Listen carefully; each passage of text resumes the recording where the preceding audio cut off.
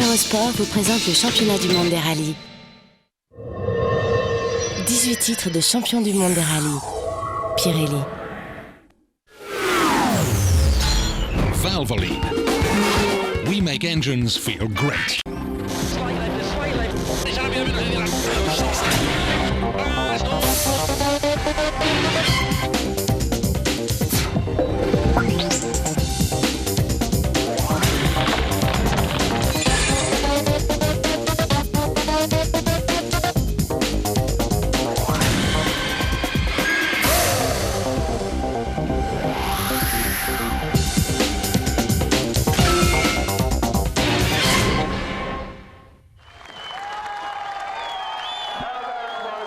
Dix semaines après son deuxième sacre de champion du monde des rallyes, Marcus Gronholm remet son titre en jeu. Bienvenue sur Eurosport pour suivre le résumé complet du Monte-Carlo.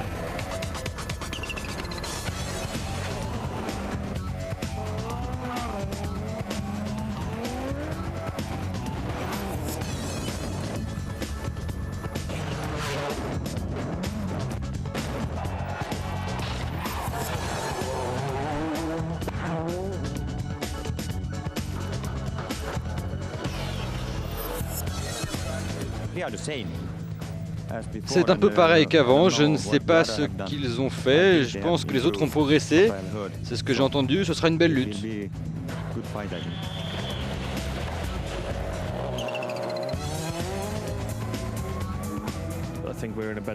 Je pense que nous sommes dans une meilleure position que l'an dernier lorsque l'on devait se battre contre Marcus.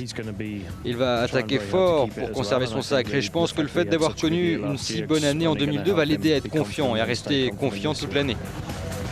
La troisième voiture pour le Monte-Carlo est confiée à Gilles Panizzi, le roi de l'asphalte, espère bien pouvoir accrocher sa première victoire en principauté.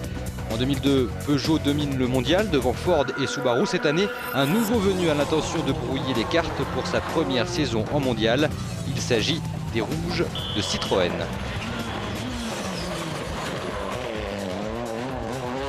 L'équipe au chevron a été très active sur le marché des transferts aux côtés de Sébastien Loeb. On retrouve désormais le champion du monde 95 Colin McRae, 25 victoires en mondial à son actif, et le double champion du monde espagnol Carlos Sainz, fort de 24 succès. Tout va bien, on continue à faire quelques ajustements, ça prend du temps, mais pour le moment je suis ravi. Pensez-vous pouvoir vous battre pour le titre cette année ? C'est sûr, oui, absolument. Carlos Sainz a rejoint Citroën sans Luis Moya, son copilote depuis 15 ans. Marc Marty le remplace, l'ancien copilote de Jesus Pourras. Dans ces conditions, la voiture est très bonne. Il faut juste que je m'y habitue et que j'en tire le maximum.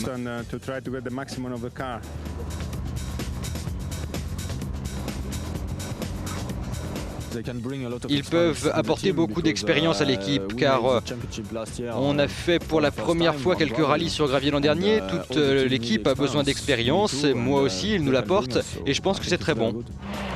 Ford ne voulait plus de McRae ni de Sainz, du coup Marco Martin est propulsé pilote numéro 1 avec une seule saison complète en mondial derrière lui et aucune victoire. À ses côtés, deux jeunes de 22 ans, François Duval et Mikko Hirvonen. L'objectif est d'être aussi régulier que l'an dernier, mais en pilotant un ton au-dessus, j'espère aussi accrocher ma première victoire et beaucoup de podiums. Subaru aligne l'évolution 2003 de son Impreza. Tous les secteurs de la voiture ont été revus, notamment le moteur et le châssis. Tommy Mäkinen est en confiance et va tenter de remporter une 5e victoire consécutive en principauté. Parfois tu as de l'asphalte sec, parfois il est humide, parfois il y a de la glace. Tu dois improviser tout le temps et je pense que cela rend ce rallye vraiment très difficile. Peter Solberg reste sur sa superbe première victoire en mondial acquise lors du RAC 2002. Il pourrait jouer les troubles faits en terre monégasque. Je sais que l'équipe a travaillé très dur et tout le monde est concentré sur cette saison et à fin de victoire. J'espère que nous serons proches, espérons que nous serons devant. Hyundai décroche l'an passé une surprenante 4e place au championnat constructeur. En raison de problèmes de budget, seules 2 voitures seront au départ, celle d'Armin Schwartz et de Freddy Loax. Et j'ai besoin d'aide de l'équipe pour améliorer la voiture. Ensuite, cela viendra. Enfin, une belle surprise signée Skoda, la signature justement du champion du monde 94 Didier Auriol. Sans la citer, on parle à demi-mot de la Fabia. Skoda m'a appelé, on a eu un très bon feeling. C'est une structure très humaine et le challenge a l'air intéressant. Il y a une nouvelle voiture à développer, c'est parfait. Alors j'ai pris la décision de signer. À ses côtés, Tony Gardmeister, avec qui il avait déjà collaboré chez Seat. Mitsubishi prend de son côté une année sabbatique pour mieux revenir en 2004 avec une nouvelle voiture. On espère tout de même voir François Delecourt sur 4 manches en 2003.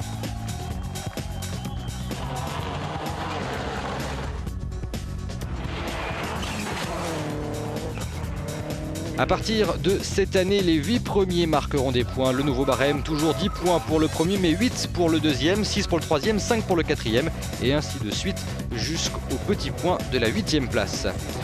Autre nouveauté, l'élection de l'homme du rallye. Ce peut être un pilote, un copilote, un mécanicien ou même un spectateur. Le vainqueur sera choisi par Niki Grist à la fin de chaque épreuve.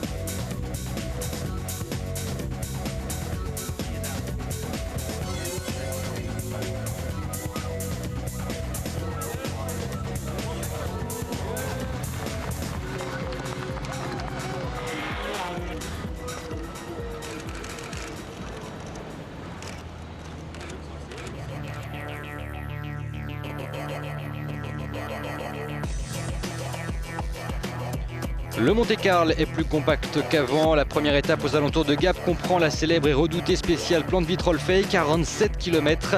Le deuxième passage sera parcouru de nuit. L'étape 2 consiste en 2 boucles de 2 spéciales.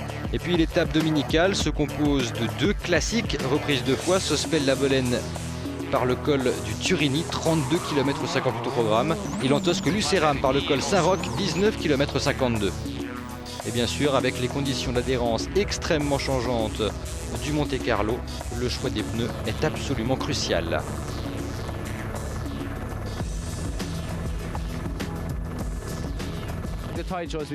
Les pneus sont vraiment un facteur primordial ici. Ce sera très difficile de s'assurer qu'on a fait le bon choix, enfin le moins mauvais en fait. Cette année, les conditions sont celles d'un Monte-Carlo normal. Cela signifie que tu passes beaucoup de temps avec les mauvais pneus et ce n'est pas très amusant en fait. Au Monte-Carlo, tout est question de compromis. Il est possible de faire face à une spéciale totalement sèche par endroits et verglacée à d'autres. En slick, vous serez rapide sur le sec, mais vous serez à la merci de la moindre erreur sur le verglas. Pour limiter les risques, les équipes font confiance à leurs ouvreurs. Cette équipe donne les informations aux pilotes, aux copilotes et à moi-même. Elle donne les conditions d'adhérence auxquelles seront confrontés les équipages. Si le temps est changeant et qu'il commence à neiger, alors les ouvreurs sont extrêmement importants. Ils sont dans la spéciale et peuvent ainsi aider au choix des pneumatiques que l'on doit monter sur la voiture. On doit mesurer précisément le pourcentage de portions sèches et de portions verglacées. Avec un peu de chance et en limitant les risques, il est possible de faire de très bons temps ou alors de vivre un vrai désastre.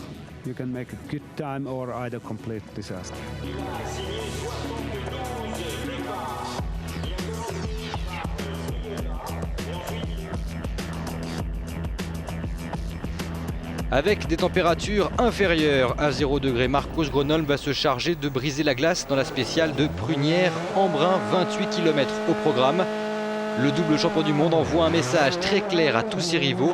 Au terme de ces 28 km, le Finlandais signe le temps de référence.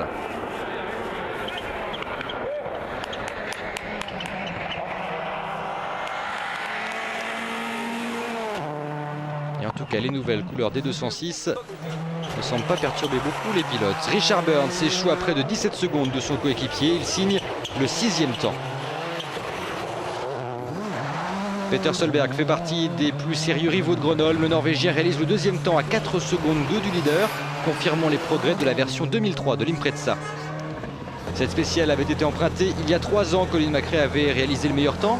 le champion du monde 95, signe un prometteur 3e temps à 8 secondes 3 de Gronholm. Il devance ses coéquipiers Sainz et Loeb. Tommy Mäkinen peut améliorer son record, remporté pour la 5e fois consécutive le Monte-Carlo, mais il cale au départ et laisse filer au total 28 secondes sur le meilleur.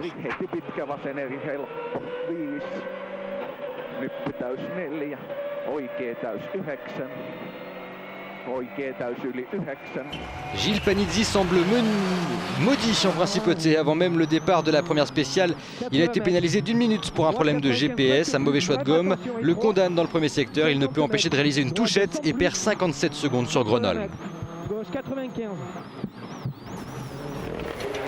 Marco Martin découvre les Michelin dans ces conditions. L'Estonien signe le 8e temps à plus de 30 secondes du leader. 8e, c'est désormais tout de même un point. Marcus Gronholm est lui le premier leader. Sébastien Loeb occupe le 5e rang. Cédric Robert impressionne avec le 9e temps devant Panizzi et Didier Auriol. C'est le Nez-Brézier, 2e spécial du Monte-Carlo, 22 km au programme. Marcus Gronholm frappe un grand coup. Le Finlandais relègue son plus proche rival à près de 30 secondes, soit plus d'1 seconde de mieux au kilomètre. 2e temps pour Colin McRae, dont l'adaptation à la Xara semble déjà bien avancée. L'Écossais s'empare du même coup de la 2e place du général devant Peter Solberg. Sainz connaît un début de rallye un peu plus délicat. L'Espagnol se fait surprendre sur une plaque de verglas et tape un mur. Sainz continue, mais il perd au total plus d'1 minute sur les meilleurs. Il est désormais 7e du classement général à déjà 1 minute et 15 secondes de Marcus Gronholm.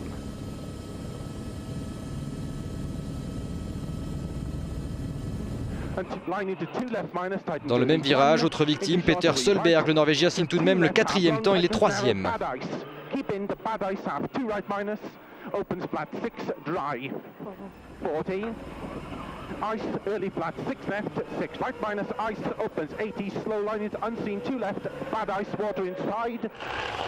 Freddy Loax souffre dans les premières spéciales. Tout commence par un tête à queue et un peu plus loin, le pilote belge se fait une nouvelle frayeur en sortant extrêmement large. Il est 15e après 2 spéciales. Cédric Robert réalise un excellent début d'épreuve. 9e temps de la première spéciale, 7e de la seconde, même s'il est aussi un petit peu large. Le Français se classe 9e après 2 secteurs. Tony Gernmeister sera la première victime du Monte-Carlo. Un problème moteur survient dans la 2e spéciale, c'est l'abandon.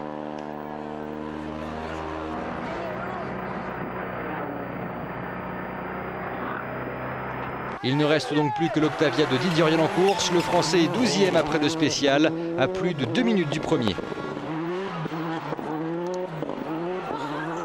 Gronholm fait donc déjà mal à la concurrence. Derrière, c'est serré entre McRae, Solberg, Loeb, Mäkinen et Burns. Sainz est 7e et le dernier point revient pour le moment à Marco Martin.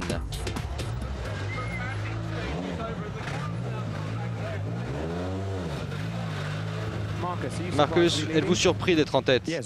Oui, un peu, parce que mon avance est importante. Je ne comprends pas les temps. Comment étaient ces 2 premières spéciales?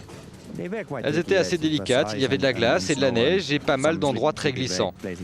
Colin, nouvelle équipe, nouvelle voiture, vous semblez bien relever le challenge? Oui, ça va pas mal pour le moment, tout se passe bien, pas de problème, pas de frayeur, donc je suis très satisfait.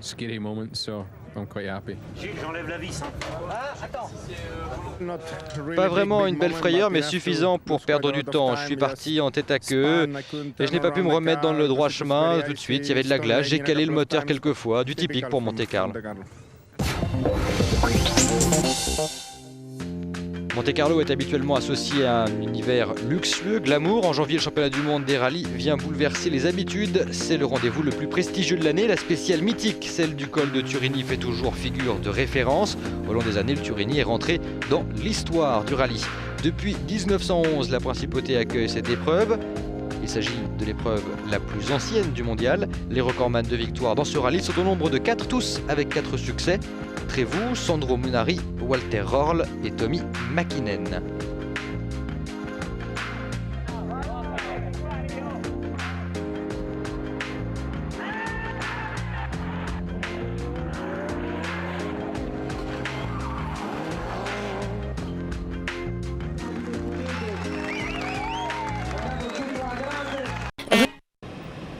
Dans la troisième spéciale du Monte-Carlo, Marcus Gronholm va signer le 4e temps à 14 secondes du meilleur. Le Finlandais n'en reste pas moins décontracté et en tête de l'épreuve avec 30 secondes d'avance sur le deuxième.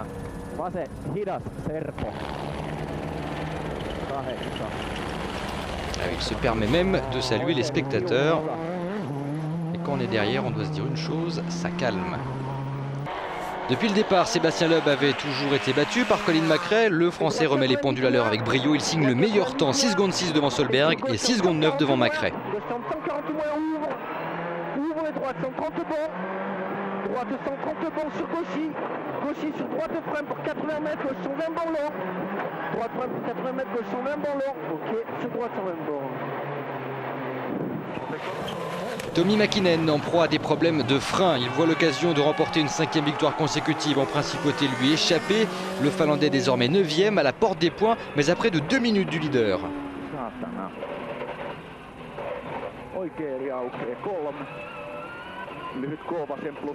Et Cédric Robert en profite pour s'emparer de la 8e place.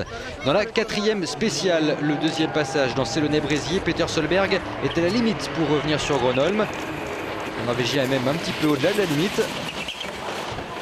Grosse frayeur, mais tout de même le deuxième temps à la clé. Et merci quand même à la barrière, sinon c'était une très grande chute. Solberg n'est pas le seul à se faire surprendre. Marco Martin également, il part en tête à queue. L'Estonien perd une place au général et se retrouve 7e.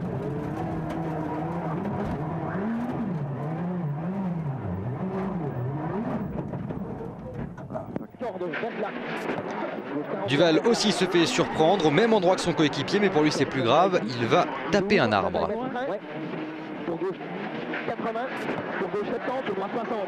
Et dans cette touchette, il va perdre la roue arrière. Le Belge occupe le 12e rang à plus de 3 minutes et 10 secondes du leader. Autre adepte du tête à queue dans cette spéciale, Colin McRae. L'Écossais perd 30 secondes sur Gronholm et 2 places. Il se retrouve 4e.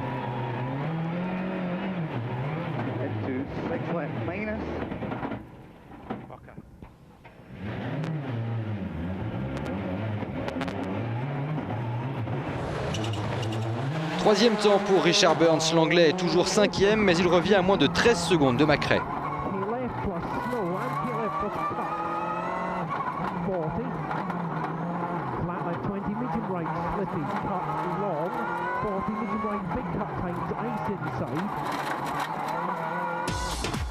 Après 4 spéciales, Marcus Gronholm compte plus de 46 secondes d'avance sur Solberg.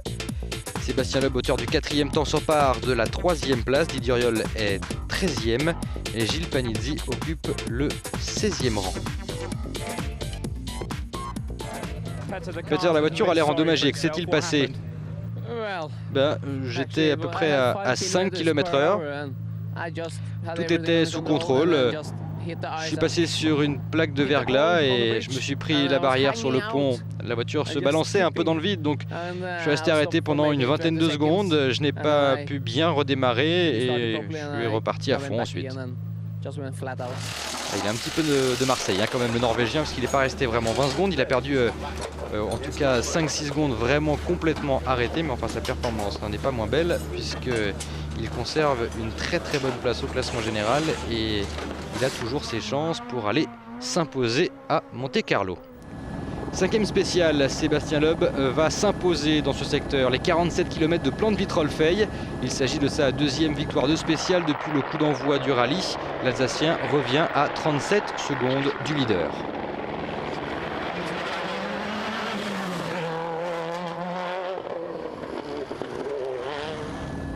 Troisième temps pour Marcus Gronholm. Le Finlandais est à bloc. Pour preuve, il se fait une énorme frayeur dans cette spéciale.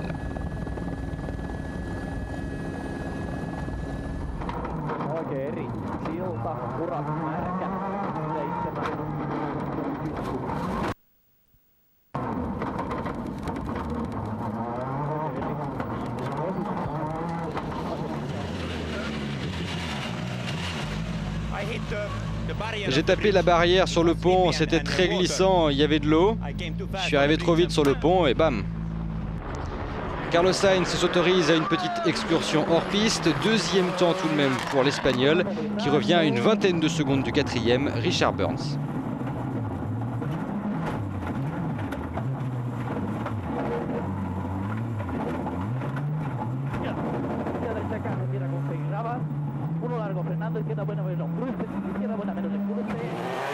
Armin Schwarz aussi se fait surprendre dans ces conditions extrêmes. L'Allemand occupe le 9e rang du général.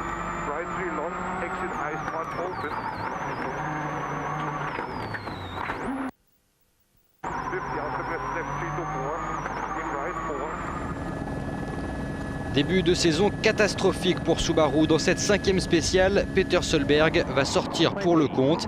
Il était alors 2e.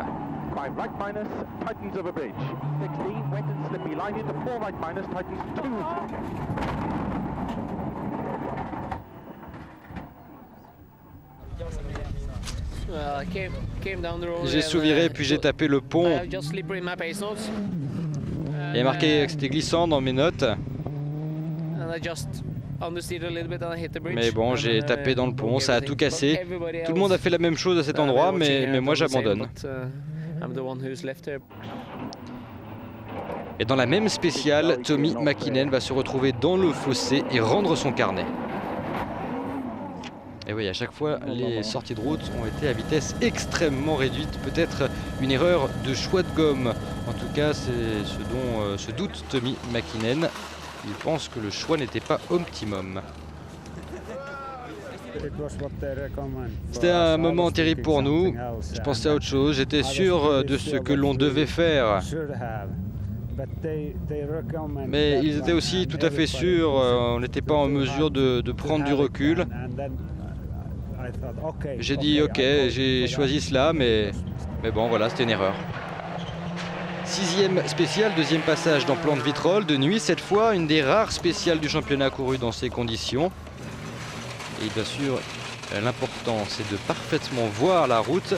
6 phares additionnels maximum sont autorisés et lorsqu'ils ne fonctionnent plus comme ça a été le cas pour Carlos Sainz sur 95, cela devient impossible de faire un temps dans une spéciale comme ceci. Souvenez-vous, regardez.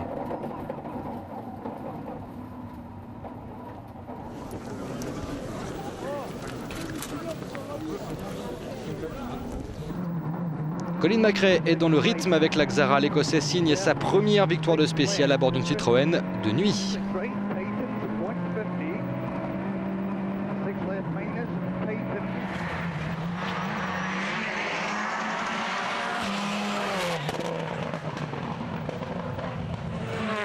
Quatrième temps pour Marcus Gronholm qui termine la première étape en tête.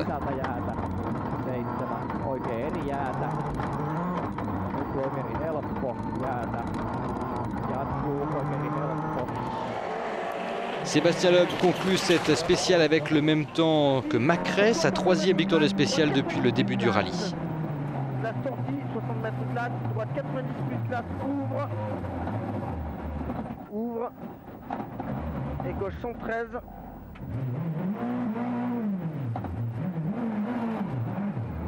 Et gauche 113 prêt pour droite 60, léger blanc. Il aurait pu aller beaucoup plus vite le Français. Marcus Gronholm est donc en tête, mais Sébastien Loeb, auteur d'une journée remarquable, compte seulement 20 secondes 6 de retard sur le Finlandais. McRae est 3e, déjà relégué à plus d'une minute. Cédric Robert est dans les points au 7e rang. Didier Riol occupe la 11e place et Gilles Panizzi est 14e.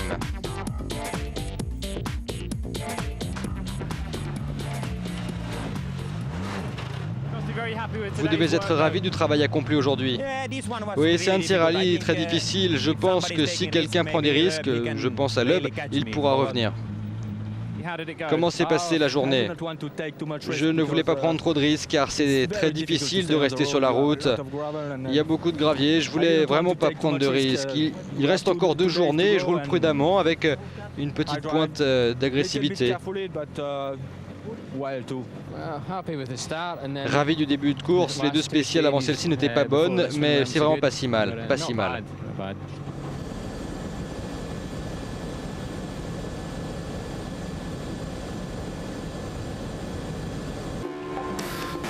Gronholm et Loeb comptent près d'1 minute d'avance sur Macrae au terme de la première étape du Monte-Carlo. Pourquoi sont-ils si rapides? Étude de leur style d'après les conseils de Niki Grist.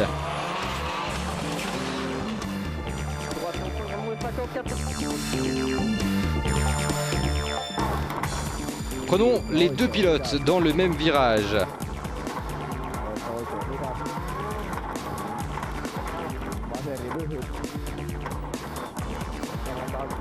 Sébastien Loeb lui assure un peu plus le freinage sur la partie verglacée. Il va ensuite enrouler le virage et le Français va réaccélérer lorsqu'il retrouve de l'adhérence.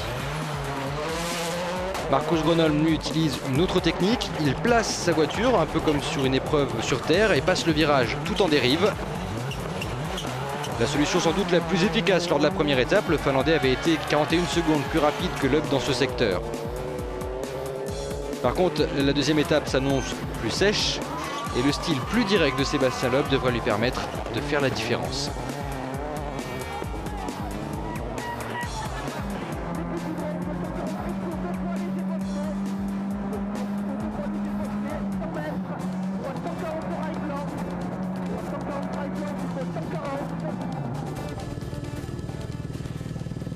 Quatre spéciales composent la deuxième journée, 114 km et demi de course amputées des 32 premiers kilomètres de la spéciale Les 4 chemins cigales. Un tronçon annulé, les conditions de sécurité n'étaient pas optimum.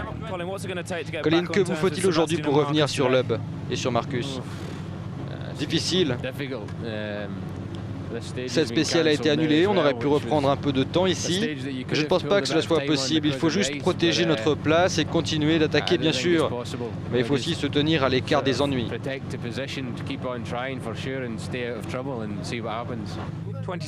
20 secondes d'avance n'est pas énorme, un tête à queue de Gronholm, mais vous pourriez prendre la tête. Oui, c'est sûr, mais je peux aussi faire un tête à queue. Donc il faut être très concentré et ne pas commettre d'erreur. Marcus, Sébastien est 20 secondes derrière vous, ce sera une grosse lutte aujourd'hui. On verra. Je pense qu'il va revenir sur moi, mais de combien, ça, je ne sais pas. La 8e spéciale, celle de Saint-Antonin, Tourette du Château, donne le coup d'envoi de la deuxième étape. Un peu plus de 25 km à couvrir. L'année dernière, Sébastien Loeb avait réalisé le meilleur temps. Le début de la spéciale est très roulant et s'achève par une section très sinueuse avec de nombreux passages d'épingles. Le premier à s'élancer est Gilles Panizzi, une position plus qu'inhabituelle pour le roi de l'asphalte. Après avoir écopé d'une pénalité d'1 minute avant même le départ du rallye pour un problème de GPS, Panizzi est physiquement diminué. Il déclara forfait après cette spéciale.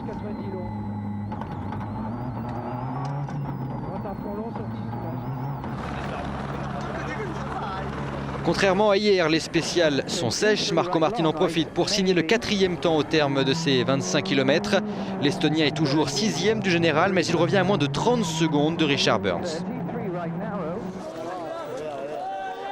Carlos Sainz, auteur du 5e chrono, en profite pour s'emparer de la 4e place devant Richard Burns. Dans l'autre Xara, Colin Macrae et Derek Ringer sont passés en mode attaque intégrale. Au terme des 25 km, Macrae réalise le temps de référence.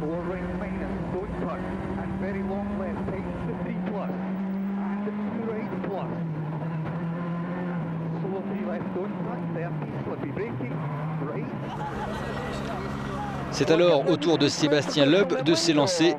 Gauche en moins 150 mètres. Au panneau, gauche 133, moins léger coulé glace, frein pour droite sans plus, pas corde. Au panneau, gauche 133, moins léger coulé glace, frein pour droite sans plus, pas corde. Route sèche, l'Alsacien est en pneu slick, une chose est sûre, il est difficile à battre. Confirmation du formidable talent de Loeb. Il relègue Macrae 2e de la spéciale à 5 secondes 6.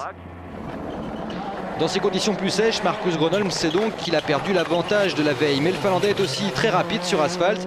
Que ce soit sur terre, sur glace ou sur asphalte, son style est toujours aussi coulé. Vasen eri ja oikein nopea. 4, vaseri tiukka. 110, nyppy vaseri miinus. Ja oikein nopea, kivi sisällä. 7 ja vasen piru pitkä nopea, kirraa. Stage is clear for Marcus. Gronholm avale la spéciale 8 secondes moins vite que Loeb. Le Finlandais est toujours en tête, mais son avance n'est plus que de 12 secondes et 8 dixièmes sur le pilote français.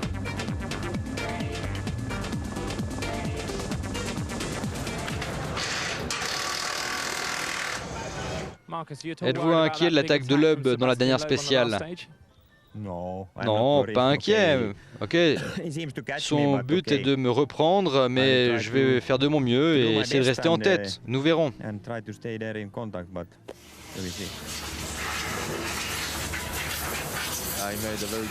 J'ai bien roulé dans cette spéciale, c'était sec, il restait de la glace par endroits, mais les conditions étaient très bonnes pour la Xara et pour moi. Et puis je connaissais un peu la spéciale, donc j'ai attaqué au maximum pour revenir sur Marcus. On a fait un très bon temps, donc je suis ravi. Monaco est un des lieux de résidence favoris des pilotes de Formule 1. En voisin, ils sont venus rendre visite au monde du rallye, à l'image du Colombien Juan Pablo Montoya, ici en discussion avec Pierre Dupasquier de Michelin. Et puis on retrouve également la nouvelle recrue de BAR Honda, Jenson Button. C'est une première, je n'avais jamais vu un rallye en vrai, c'est assez excitant. Mais c'est beau à voir et bon de venir ici s'imprégner de l'expérience d'autres formules. J'aime piloter vite, j'adore l'asphalte. Je crois que je pourrais m'amuser sur terre, ça a l'air très sympa. Ce qu'ils font est incroyable, vous savez, passer dans ces petits villages, ce sont des pilotes très impressionnants.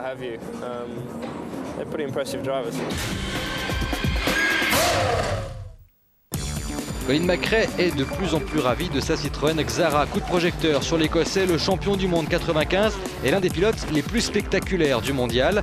Un des plus rapides aussi à son compteur, 25 victoires en mondial, un record. Ses objectifs avec Citroën sont très clairs. Je veux gagner le championnat, mais il n'y a pas plus de pression pour ça. J'ai déjà fait une fois, il serait sympa de le gagner à nouveau. C'est le plan.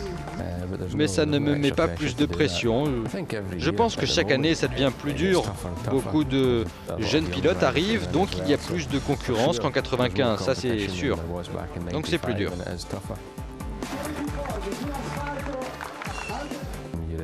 En fin de carrière, si tu regardes en arrière et que tu vois que tu as toujours fait de ton mieux, eh bien c'est le principal. Mais ce serait vraiment bien de remporter un autre titre avant de penser à la retraite. Je pense que Citroën est un très gros changement pour moi. C'est une nouvelle équipe, elle travaille avec une mentalité différente, mais c'est une équipe qui a une grande envie de remporter le championnat. Et il y a aussi un grand support apporté par les dirigeants, ce qui est vraiment excellent. 9e spéciale, les 4 chemins Cigale, 32 km au programme, une spéciale rapide qui commence par une montée. La descente, elle, est plus lente mais parsemée de plaques de verglas et de neige. En 2001, Panizzi était parti à la faute sur la neige. Aujourd'hui, les conditions sont assez sèches. Sébastien Loeb devrait encore être très difficile à battre dans ce secteur. Freddy Loax ne verra pas l'arrivée de cette spéciale. Le Belge sort de la route sur une plaque de verglas. La voiture est peu endommagée, mais il ne peut reprendre la route, c'est l'abandon.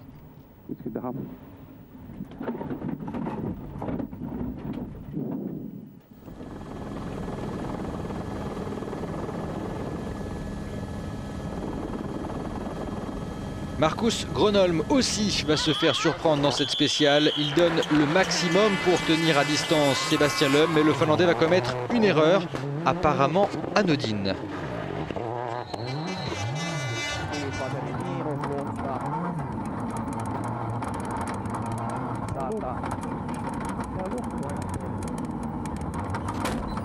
Une touchette à extrêmement faible vitesse, il était en seconde et encore pratiquement en ralenti de deuxième. Eh bien, il va quand même s'arrêter pour voir les dégâts. Le Finlandais, la biellette de direction est cassée. Il va devoir terminer la spéciale au ralenti. Il va même tenter une réparation de fortune. Alors, il est toujours bien sûr en course, mais il rétrograde au 15e rang à plus d'une demi-heure du leader. Son seul objectif maintenant, tenter de ramener un point constructeur pour Peugeot. Et Rotinainen qui est soit agacé par les spectateurs qui lui envoient des boules de neige, soit qui indique au caméraman de ne pas se tenir à l'extérieur juste après une plaque de verglas, car ça pourrait lui faire quelques surprises en pleine spéciale. Richard Burns lui a fait une erreur dans son choix de gomme. Le Britannique souffre, il perd 1 minute et 45 secondes sur les meilleurs.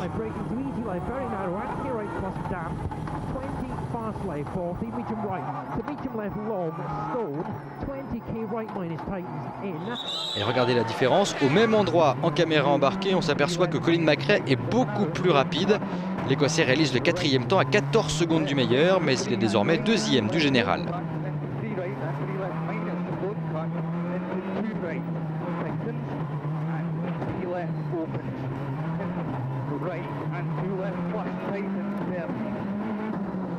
Troisième temps pour Marco Martin dans cette spéciale. Il en profite pour s'emparer de la 4e place aux dépens de Richard Burns.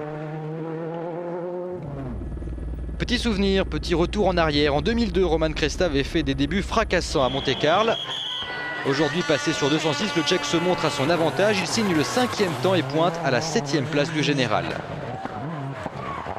Sébastien Loeb survole une nouvelle fois la spéciale. L'Alsacien signe le meilleur temps, sa 5e victoire de spéciale depuis le début du rallye.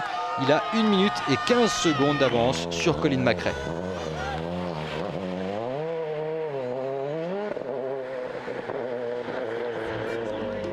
Après 9 spéciales, un triplé Citroën se dessine avec Loeb devant McRae et Sainz. Cédric Robert occupe le 6e rang et Didier Auriol est 10e.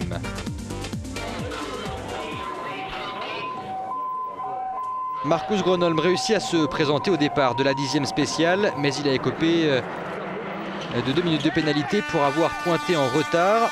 Le Finlandais a effectué une réparation de fortune pour pouvoir continuer. Il signe le 5e temps de la spéciale. Un temps incroyable. Regardez la roue avant droite. La réparation de fortune semble tenir bon, mais la roue ne tourne pas rond. Il est en 15e position, le Finlandais, à 32 minutes et 20 secondes du leader. Son objectif, marquer des points pour le championnat constructeur. Auriol fait plaisir à Skoda. Le Français est 10e, à seulement 5 secondes de la 8e place de Duval, synonyme d'un point. Cédric Robert impressionne sur la Peugeot Bosian, régulièrement dans les 10. Bonne surprise à la 4e place, Marco Martin en proie à des petits soucis de santé. Il parvient tout de même à réaliser une très solide prestation. Il est 4e à 30 secondes de la 3e marche du podium.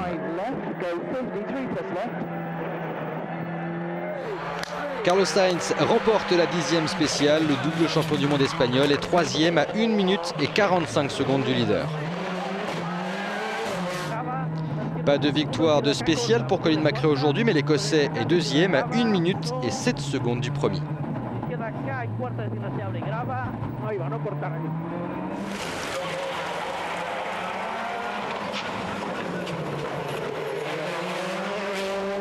Sébastien Loeb, de son côté, est l'homme fort de cette épreuve. Le vainqueur moral de l'édition 2002 semble en passe de prendre sa revanche avec 5 victoires de spéciale sur 9.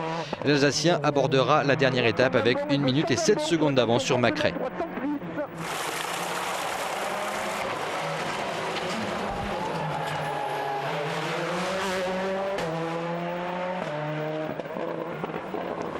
Le triplé Citroën est donc en marche. Ce serait la première victoire d'une voiture française en principauté depuis 85 et le succès d'Harry Vatanen sur 205 Turbo 16.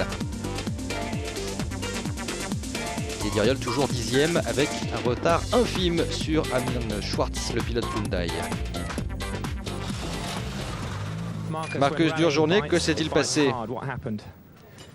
Non, pas vraiment. 6 km après le départ, au début d'une zone enneigée, il y avait une descente et en fait j'ai juste skié.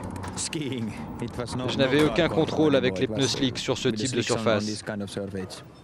C'est ce genre de rallye où ce n'est jamais terminé avant de monter sur la rampe après la dernière spéciale. Donc on doit juste continuer comme ça, tout a l'air bien pour le moment, pas de problème. C'était une très belle lutte avec Marcus. Maintenant il a fait une erreur, donc on est en tête, c'est bon. La journée de demain sera difficile avec le col de Turini au petit matin. Il y a toujours des surprises, j'espère que ça se passera bien. Vous attendez-vous, parce que demain l'encadrement Citroën demande à Colin et à Carlos de ne pas vous attaquer. Il y a un triplé en vue pour Citroën. Ah, faut demander à Monsieur Fréclin, c'est pas ma décision. Allez-vous demander à Colin et à Carlos de ne pas attaquer Sébastien demain ? Vous savez, la situation n'est pas si facile, car Marco Martin est près de Carlos et il faut que l'on conserve un bon rythme pour le premier tour demain, le premier tour de 2 spéciales. Après ça, on verra.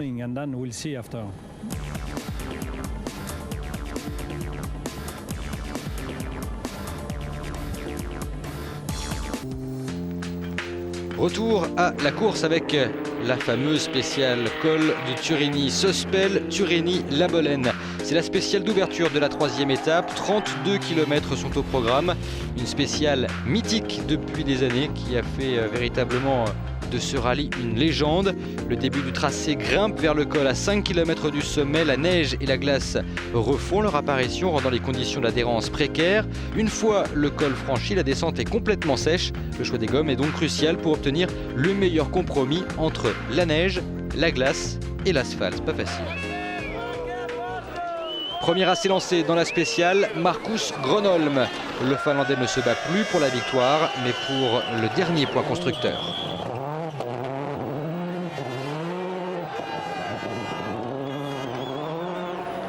Sébastien Loeb a réalisé un choix de gomme prudent qui ne s'avoue pas être le meilleur. Compromis pour les deux premières spéciales. Moins à l'aise que Macrae, l'Alsacien signe tout de même le deuxième temps à 3 secondes de l'Écossais. Et attention, gauche très léger, humide, 40 mètres. Gauche 50 épingles, pas corde. Et dans cette première spéciale, Colin Macrae est bien décidé à mettre la pression sur Sébastien Loeb. À la clé, le meilleur temps.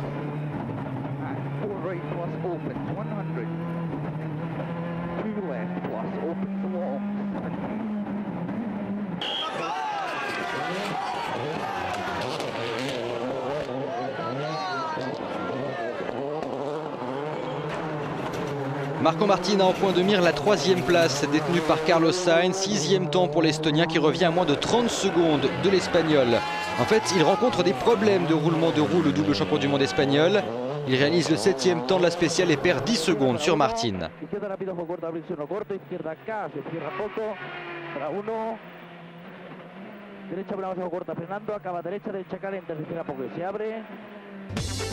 Pas de réel changement après le premier chrono. Loeb compte toujours plus d'1 minute d'avance sur Macrae. En revanche, Martin est bien revenu sur Sainz et Duval s'est emparé de la 7e place. Robert occupe le 6e rang. Guy Duriol est toujours 10e. Sans répit, les pilotes se dirigent ensuite vers la 2e étape matinale, Lantosque-Lucéram et ses 19,5 km. Le début de la spéciale a été quelque peu modifié par rapport au passé. Guy Duriol bat le temps de référence de Marcus Gronholm dans cette spéciale. Il avale la spéciale près de 30 secondes plus vite que le champion du monde en titre. Schwartz signe un très bon 4e temps à 18 secondes 3 du meilleur. Il s'empare de la 8e place devant Cresta.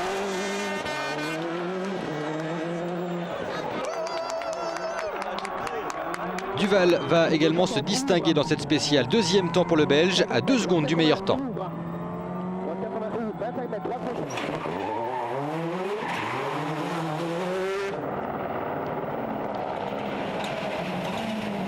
Sachant Sainz en proie à des problèmes, Marco Martin donne tout dans cette spéciale. L'Estonien réalise le meilleur chrono, son premier depuis le coup d'envoi du rallye. Il s'empare par la même occasion de la 3e place. En effet, victime de problèmes de frein, Sainz doit se contenter du 6e temps à 37 secondes de l'Estonien. Du coup, l'Espagnol compte désormais 8 secondes 5 de retard sur Martin au général.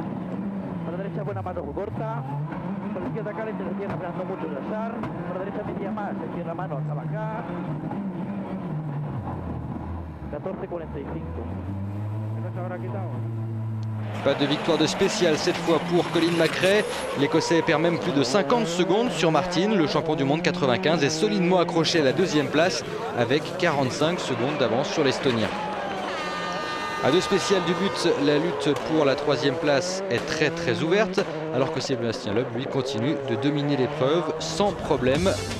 L'Alsacien assure, certes, mais il compte encore plus d'1 minute d'avance sur Colin Macrae. Marco Martin, Carlos Sainz, c'est le dernier enjeu de ce rallye. Cédric Robert occupe le 6e rang.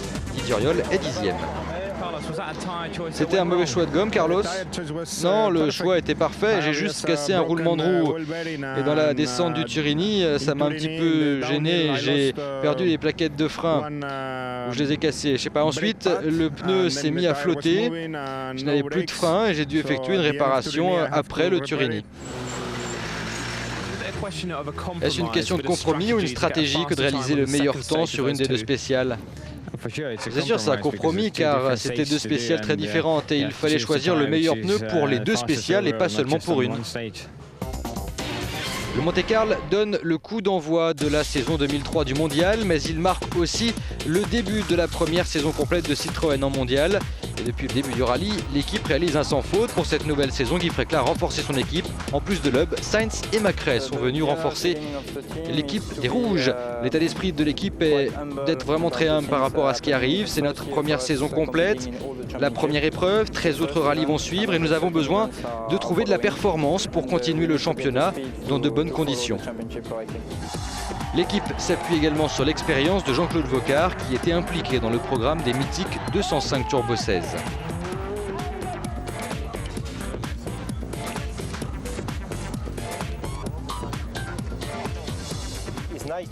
C'est génial d'avoir ces deux pilotes, Sainz et Macrae. Ils ont de l'expérience, ils ont la même opinion de ce qu'il faut faire sur la voiture, donc on sait qu'on travaille dans la bonne direction et qu'on ne perd pas de temps sur de fausses pistes.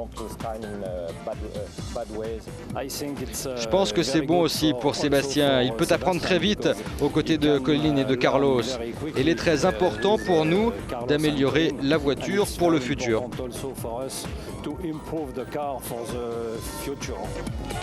Et dès le Monte-Carlo, Citroën se place comme un sérieux rival de Peugeot pour 2003.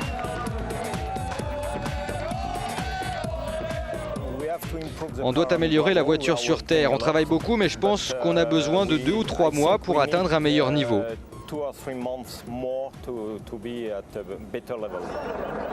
Allez, pour l'heure, Citroën se concentre sur le Monte-Carlo, une épreuve qui fuit les constructeurs français depuis 1985. Deuxième passage dans le col de Turini. Marcus Gronholm occupe seulement le 13e rang, mais il peut marquer un point pour Peugeot au classement constructeur. Dans cette spéciale, Marco Martin va se faire une belle frayeur. L'Estonien vient de s'emparer de la 3e place aux dépens de Carlos Sainz, mais il part en tête à queue. Plus de peur que de mal pour l'Estonien, crédité tout de même du 2e temps. Il conserve la 3e place.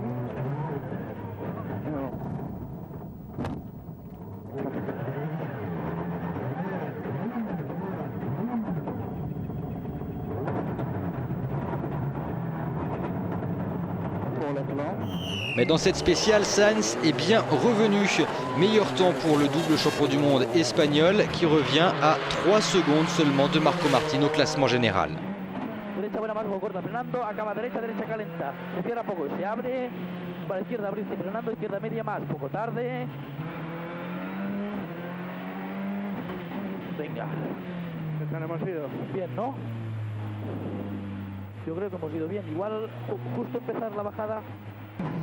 Quatrième temps pour Colin McRae qui revient à 46 secondes de Sébastien Loeb avant la dernière spéciale.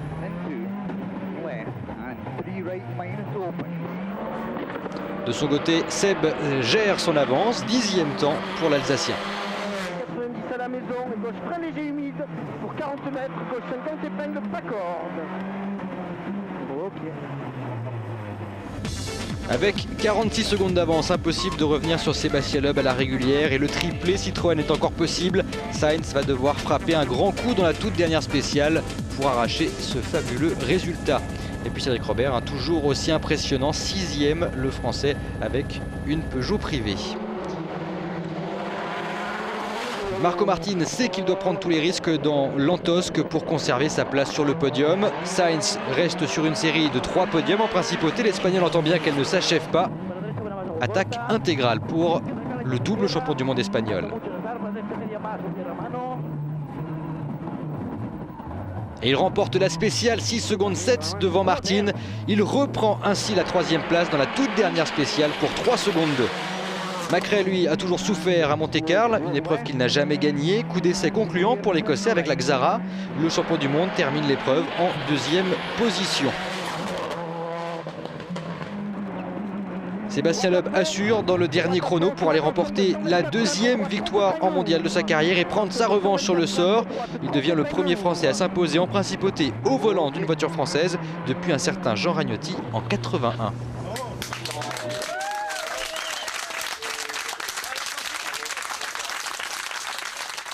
C'était pas hier, cette dernière victoire française en principauté. Confirmation de ce résultat avec un fabuleux triplé dans cette épreuve. C'est le premier depuis 89. Cédric Robert a résisté jusqu'au bout à François Duval pour terminer 6e. Didier Auriol se classe 9e pour sa reprise de contact avec le mondial à bord de la Skoda. Une façon incroyable d'accrocher le podium et de battre Marco. Oui, bah en fait, on a récupéré la 3e place. Dans les 2 dernières spéciales, j'ai attaqué très fort, dans des conditions loin d'être faciles, avec beaucoup de glace et un risque élevé de faire une erreur, mais on y est arrivé et je suis vraiment très content. On a fait un tête-à-queue dans le 2e passage, on a perdu un peu de temps et Carlos s'est rapproché. Et puis dans la dernière spéciale, il était tout simplement trop rapide pour nous.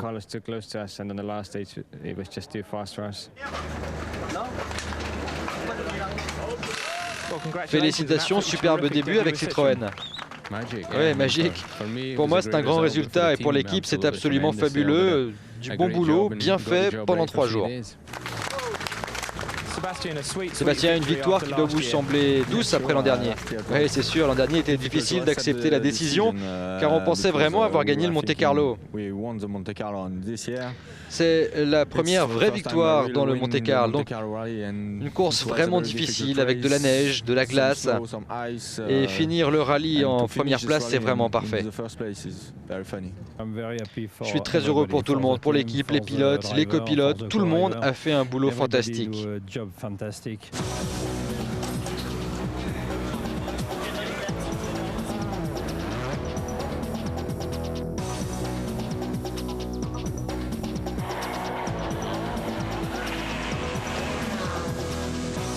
Et en toute logique, Niki Grist élit Sébastien Loeb comme homme du rallye. Sa récompense, un chèque de 5 000 € qui sera remis à une œuvre de charité de son choix.